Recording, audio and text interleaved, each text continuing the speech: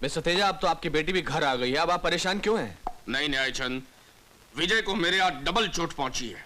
एक तरफ उसकी फैक्ट्री बंद हो गई और दूसरी तरफ मीना को मैं अपने साथ ले आया। विजय बोलता बहुत कम है और जो कम बोलते हैं वो अक्सर खतरनाक होते हैं। इसलिए चालाक आदमी को खामोश दुश्मन से हमेशा होशियार रहना चाहिए। तो फिर इरादे क्या हैं? इरादे बिल्कुल नेक है। खत्म कर दो उसे, कानून में फंसाकर, मुजरिम बनाकर, कातिल बनाकर खत्म कर दो उसे एनसीआर। अच्छी बात है। वो मजदूरों का लीडर बाहर बैठा है ना, उसे अंदर बुलाइए। रॉबर्ट, वो प्रकाश को अंदर बुलाओ। Yes sir.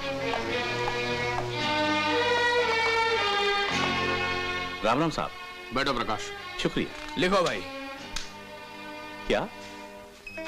यही कि विजय कुमार ने अपनी फैक्ट्री बंद करके सारे मजदूरों को भूख की आग में जलाकर मार डाला और मैं अपने सारे मजदूरों की तरफ से उसके जुल्म का जवाब दूंगा। मैं अपने आप को विजय कुमार की फैक्ट्री के सामने जिंदा जलाकर खाक कर दूंगा और मेरी मौत का जिम्मेदार सिर्फ विजय कुमार होगा। जी? अरे भाई, तुमको सिर्फ धमकी देनी है, तुम दस्तखत करो। अरे करो ना।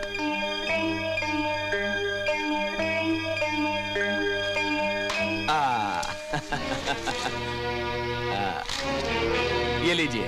Excellent Nyayachand, excellent. वाह, क्या दिमाग पाया दोस्त। बहुत ही अच्छा पॉइंट है। इससे तो विजय बिल्कुल बर्बाद हो जाएगा। क्या मतलब? मतलब क्या? तुम्हें उसकी फैक्ट्री के सामने अपने आप पर पेट्रोल डालकर खुद को जला देना है। छोड़ दो मुझे, छोड़ दो, छोड़ दो।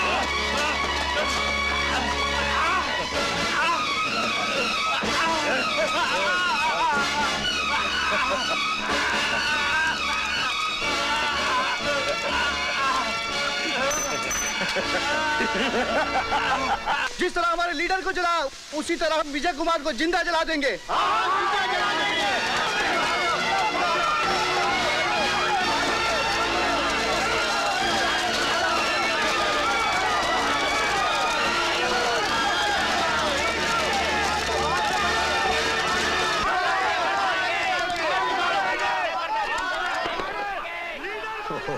टेलीफोन का तार काट दिया कमबख्तों ने।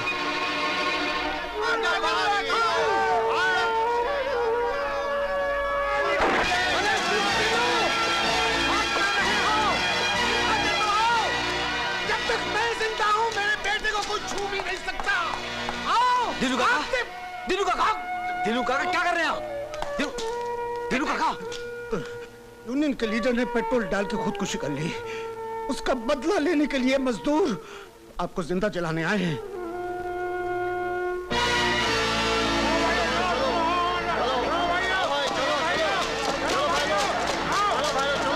Mister Vijay Kumar, you are under arrest. मजदूरों पे गोली चलाने के जुर्म पर तुम्हें गिरफ्तार करते हैं।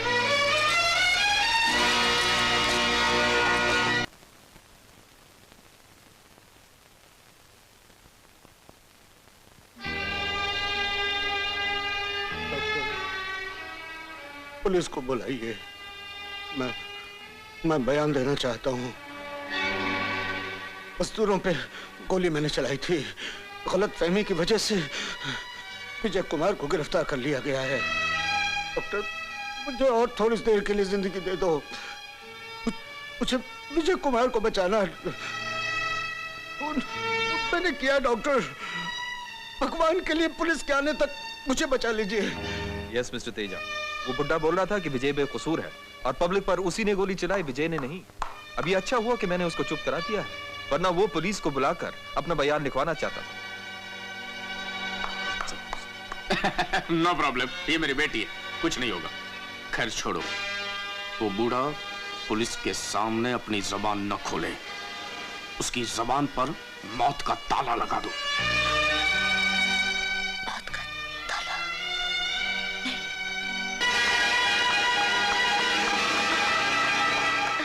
प्लीज मैडम, आप अंदर नहीं कोई भी मरीज से मिल नहीं सकता। आपको मिलना है तो शाम को आइए। मुझे उनसे बहुत अर्जेंट मिलना है, बहुत जरूरी बात करनी है। अगर मिलना है तो चीफ डॉक्टर का परमिशन लाइए। तुम जानती हो मैं कौन हूँ? आप चाहे कोई भी हो, मैं ड्यूटी पर हूँ, प्लीज जाइए। अरे सुनिए, अरे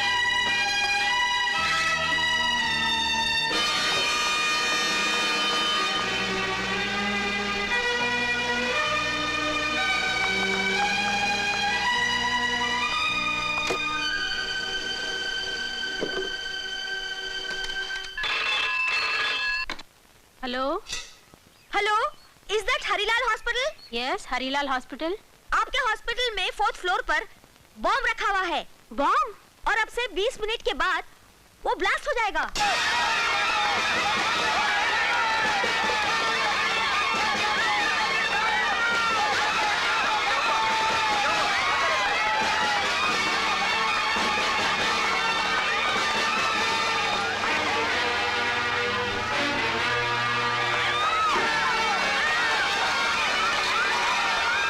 Nonsense you're speaking! हाँ तेजा साहब, हमारी तमाम कोशिशों के बावजूद वो बुढ़ा हॉस्पिटल से भाग गया। निकम्मो, नालायको, हरामजादो, सालो तुम किसी काम के नहीं हो। बेवकूफ, इडियट साले।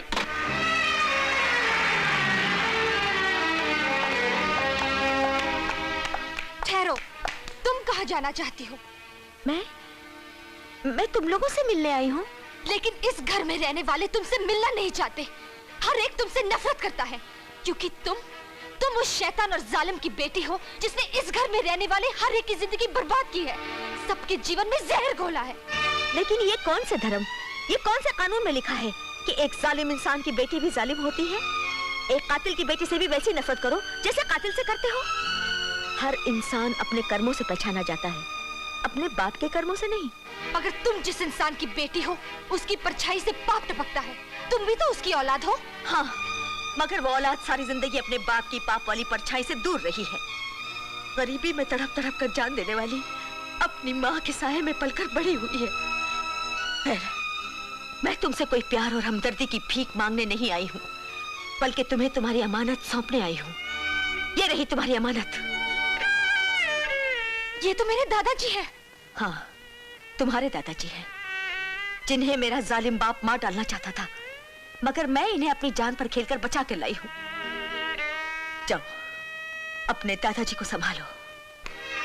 मीना जी, मीना जी, मुझे माफ कर दो। मैं वाकई तुम्हें गलत समझी थी।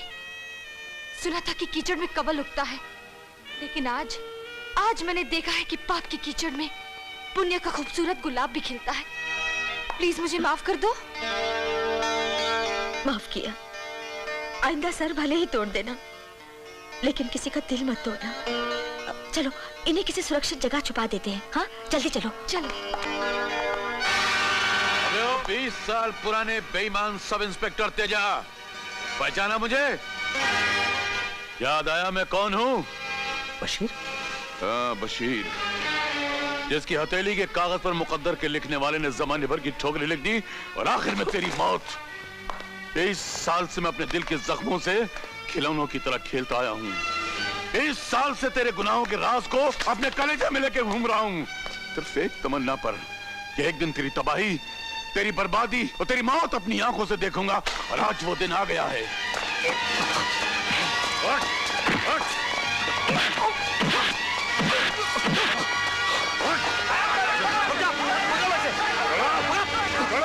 छोड़ दो मुझे। अरे बिना खून किए मैं उम्र कैद की सजा काट कर आया हूँ, जिसकी वजह से काट कर आया हूँ। आज मुझे उसका खून कर लेने दो, वरना कानून बदनाम हो जाएगा, इंसाफ के दामन में दाग लग जाएगा। छोड़ दो मुझे, छोड़ दो। साले बुड्ढे गुंडागर्दी करता है, बड़े आदमी पर हाथ उड़ाता है, वो भी तेजा साहब जैसे बड़े आदमी पर। थांबा। तू? हाँ, मैं। Lights on.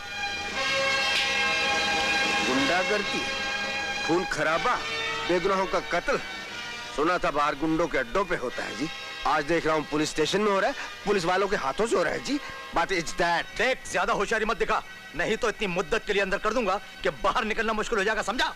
मैंने कुछ निकाल कर दिखा दिया ना तो पूरा पुलिस डिपार्टमेंट हलेला जलेला हो जाएगा। Thundering, lightning, earthquake. ये बात है, पकड़ लो से। Shut up, touch me not, nobody touch. अब तुम्हें एक ऐसा झटका दूंगा बच्चू कि तेरा सर चिकराने लगेगा, तेरे पैरों के नीचे से जमीन निकल जाएगी और तू जमीन से धूल चाटने लगेगा। तेरी माँ। मुझे मालूम है कि तेरे बाजुओं में बहुत ताकत है, तू उसी का जोर दिखाएगा। बाजुओं की ताकत तो ऊपर वाले की देन है इंस्पेक्टर। इसके अलावा मेरे पास एक गीदड़ सिंगी और है जो मैं निकाल कर दिखाना नहीं चाहता। क्या है ये? Just look into this.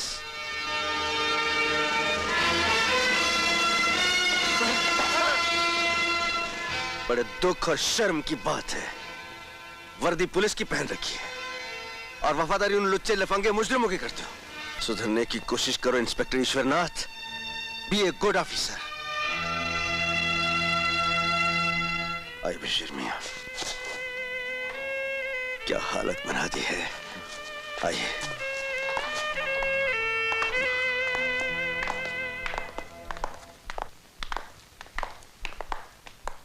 Usha बहन, मुझे पहचाना आपने? मैं वही गुनहगार इंसान हूं जिसके मनहूस कदम पड़ते ही आपका बसा बसाया घर उजड़ गया था, आपके शौहर की जान चली गई थी। बशीर मियां, आप? हाँ बहन, अपने मालिक का नमक हराम नौकर बशीर अहमद मैं ही हूं। ऊपर वाला भी अजीब खेल खेलता है। मैंने आपको कहीं देखा है। मैंने शायद आपको बस्ती में देखा था। हाँ बेटा, मैं तुम्हें कैसे भूल सकती हूँ। तुमने मुझे नोटों से भरा बटवा दिया जब कोई रूखी रोटी नहीं दे रहा था, और उस बटवे के साथ मुझे अपनी खोई हुई ममता वापस मिल गई। मैं तुम्हारे एहसान 10 जन्मों तक नहीं भुला सकती। उषा बहन, आज बरसों बाद मेरा और जलील मक्कार तेजा का सामना भी हुआ। क्या? मैं भी चौराहे पर इन हाथों से उसका खून कर डालता, मगर अफसोस पुलिस ने उससे बचा लिया, वरना अब तक उसकी सड़ी हुई लाश से बदबू आना भी शुरू हो गई होती। मत करो बशीर मियां, अब तक तो उसके गुनाहों से बदबू आ रही थी, कल उसकी लाश से बदबू आएगी। मुझे सरकार ने खास तौर पर दिल्ली से इस केस को हल करने के लिए यहां भेजा है। मैं उसे नहीं छोड़ूंगा। सरकार ने? जी हाँ, दरअसल मैं एक सीबीआई ऑफिसर हूँ। अब तक मैं गुंडों का नकाब पहनकर उन गुंडों को बेनकाब करने की कोशिश कर रहा था, लेकिन मुझे कोई सबूत नहीं मिला। ये तेजा, जो एक जमाना पहले एक मामूली सब इंस्पेक्टर था, अचानक इतना अमीर कैसे हो गया? इतनी ढेर सारी दौलत उसके पास कहां से आ गई? वो राज मैं जानता हूँ, उसके गुनाहों का सबूत मैं हूँ बेटा। मैंने सब कुछ अपनी आंखों से देखा है, सब कुछ अपनी आंखों से देखा है। 5-5, 10-10 पैसा वसूल करने वाला एक अनपढ़ गली का दादा और सीबीआई ऑफिसर? नहीं, मैं यकीन नहीं कर सकता। लेकिन मुझे यकीन है। गंगापुर पुलिस स्टेशन में आप एक मामूली सब इंस्पेक्टर थे, फिर देखते ही देखते आप करोड़पति कैसे बन गए? आपके खिलाफ इस बात की तहकीकात करने के लिए सेंट्रल गवर्नमेंट ने उसे खास तौर पर यहां भेजा, और यही बात वो पुलिस स्टेशन के सामने विजय कुमार की मां से कह रहा था। मैंने खुद अपने कानों से सुना है। मुझे ऐसा लगता है जैसे हमारा कोई खतरनाक दुश्मन हमारे खिलाफ तबाही का जाल बिछा रहा है। सैलाब आने से पहले बंद बांध लीजिए आप, वरना पूरी फसल तबाह हो जाएगी। डर गए? तुम्हें मालूम नहीं, मुझे खतरनाक आदमी बहुत पसंद है। दुश्मन अगर पेट में भी परवरिश पा रहा हो तो भी मैं उसे नहीं छोड़ता, और ये तो नजर के सामने है, कैसे छोड़ दूंगा?